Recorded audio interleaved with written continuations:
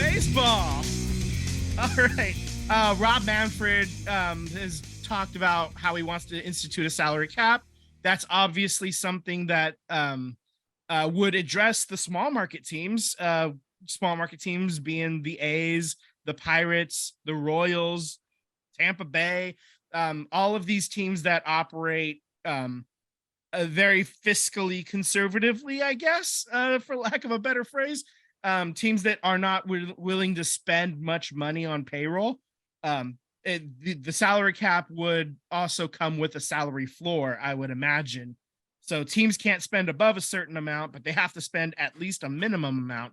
And if they're not, in that zone, they're in deep shit, So the problem is the Major League Baseball Players Association, under no circumstances, is going to agree to a salary cap. That's their current stance right now, which means the next negotiation for a collective bargaining agreement is going to be ugly. I mean, with baseball, it's always particularly ugly, but this one is shaping up to be especially heinous. So, well, especially because they can't even land a TV deal with certain markets like Apple TV or YouTube TV. So that's going to be ugly.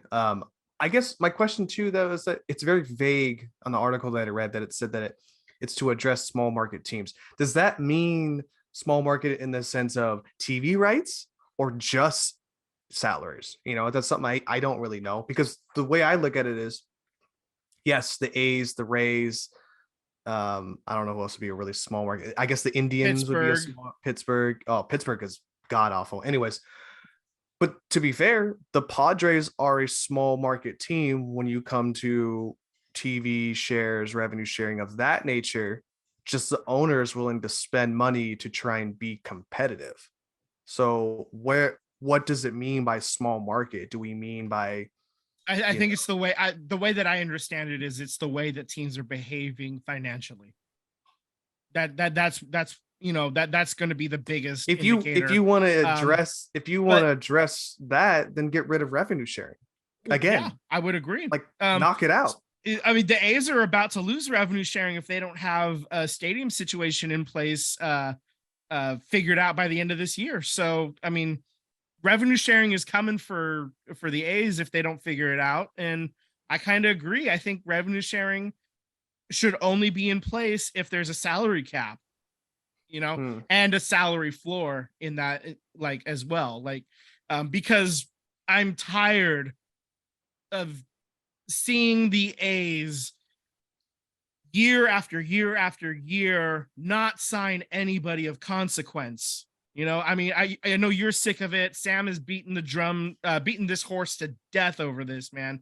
This horse, we rode it into the ground, and then we stuck some dynamite in the dead horse and blew it up. Like, this more than just beating a dead horse at this point. We are sick of it.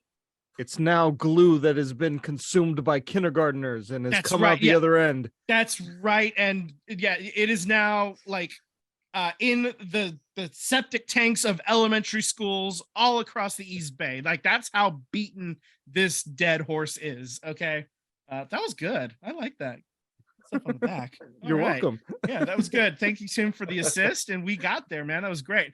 So yeah, needless to say, we need if they're going to institute a salary cap, a salary floor must be part of it as well. Otherwise, what's the fucking point? You're just hamstringing the bigger market clubs for no other reason. Okay. I think the salary floor is going to help at least the bigger, the bigger market teams be okay with that. I'm very curious because Jim Passon was on. Jeff Passon. That's right. Jeff Passon was on I can't local remember radio podcast. It was a podcast. NFL kicker, ex NFL kicker. Yeah, the punter, McAfee. Thank you. McAfee. Yeah, so Jeff Passon was on Pat McAfee show. Pat McAfee knows very minimal about baseball. All he knows is Pittsburgh Pirates. He's from Pittsburgh, Pennsylvania. But okay. But I found it interesting because, they were kind of talking about this as well shortly after I'd found the article. So it was like perfect timing. But He agrees too that like he was talking about the Padres being like, how would they be there's two things you got to do. You had to get rid of the revenue sharing. You had to get rid of it completely. And secondly, you'd have to increase TV rights for everyone, not just the Yankees and the Dodgers. And you have to increase it for everyone because, the Padres are essentially dumping money into a team, knowing that they're going to come out negative at the end of the year because they don't get any TV revenue shares from it to be able to like compensate on top of, they're getting tickets, but the amount of money they're pouring into the team, he's just trying to win because the way they looked at it as the Lakers, the Knicks, right, in the basketball terms, are the biggest markets when it comes to TV shares. And to be fair, the Warriors are not the biggest market when it comes to TV, broadcasting shares. What Jeff Passan was getting at, though, is that the most profitable and successful NBA team is the Golden State Warriors because they keep winning. So that's kind of the idea of what the Padres are doing. Maybe that's why maybe I'm a little attracted to them a little more as well, too. They're dumping money into it just to win because winning brings money and they know they're not going to get it off of the TV share. So if they're going to do that, they have to make a balance across the board for it. It's the only way I see that working manufacturing to make sense. The last thing I want to touch to is that they were talking about Shohei Ohtani, and if Shohei Ohtani puts up similar numbers to what he did the last 3 years, the starting price point for him is $500 million easily. Oh, it's good money if you can get it. Good God. Right? So, like, what does the salary cap do? Like, can you start a contract at $500 million with a salary? Like, where's the cap? What do you call the cap? $1 billion? Yeah, that's a very good question. And obviously a 500 million contract that's over, 13 years or 14 years or whatever it is. So it's not literally 500 million every year, but it is a lot of money to commit to one player. Several teams have done that before, and we've seen it mostly bite them in the end. The Angels come to mind. And I think this is part of the way the owners are going to get around this, get around giving out these massive contracts going forward. Is they want to, if there's a salary cap, hey, we can only afford to allocate, 30 million for our top players. We can't afford to do 50 million anymore because we have to think about the other 25 guys on the major league roster or something. Yeah. So, and maybe there's some flexibility in like only your, because there's always guys coming in and out of the lineup, like through AAA. Maybe it's only your top 20 salaried guys count for the, salary cap or whatever. So, there could be ways around it and making sure that it's right. And then it's also a matter of what's the number itself. That's is it 200 million a year? Is it 300 million as your max? We'd have to look and see what teams are currently paying right now. And I would have to assume that you want to structure it that right now that at least the top 3 teams, whatever the top salaries are, they would be considered over at the very least, because you want to rein in the highest end of the spending. And so it's a whole process, and the next collective bargaining agreement isn't for a few more years anyway. So, but they're getting this out now so that way they can have the most amount of time to spin to spin it and get the majority of people in favor of it before it's time to really start knockout drag down fighting over it. An interesting, it just came to my mind right now is, NBA, if they do, 10-day contracts or 2-way contracts, it doesn't affect the salary cap, right?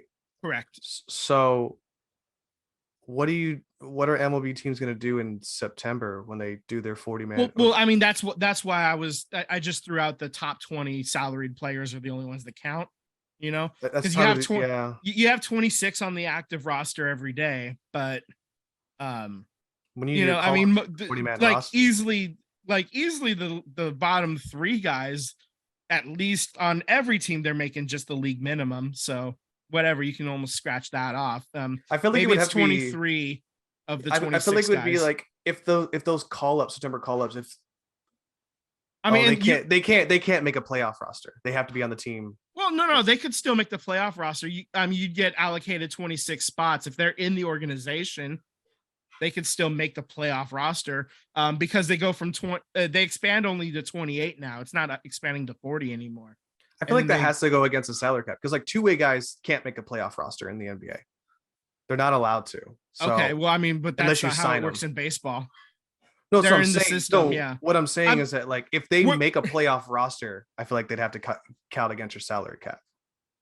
No, I mean, I'm just saying like it's whatever the highest paid players are, no matter what those salaries are. Like, oh, you're just saying 20, top 20 highest at all. Okay, yeah, top 20 highest, top 23 highest, whatever the number is, that might be the way to do it.